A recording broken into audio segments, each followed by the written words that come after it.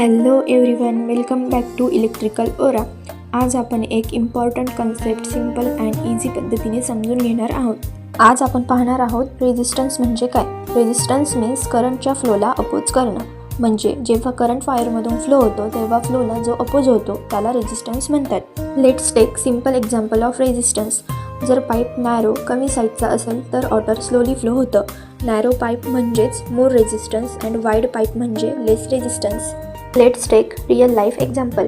Real लाईफमध्ये wires आणि डिव्हायसेसमध्ये रेझिस्टन्स असतो, म्हणून करंट कंट्रोलमध्ये राहतो आणि डिव्हायसेस सेफ काम करतात. Let's we see unit of resistance. The unit of resistance is ohm and it is represented by the symbol omega. Next we see relation of resistance. जर रेझिस्टन्स इन्क्रीज झाला तर current decrease होतो, म्हणजेच resistance करंटला control करतो. थोडक्यात सांगायचं झालं तर रेझिस्टन्स म्हणजे करंटला अपोज करणारी स्ट्रेंथ. व्हिडिओ समजला असेल तर लाईक करा आणि अशाच इझी लर्निंगसाठी चॅनलला सबस्क्राईब करा. Thanks for watching.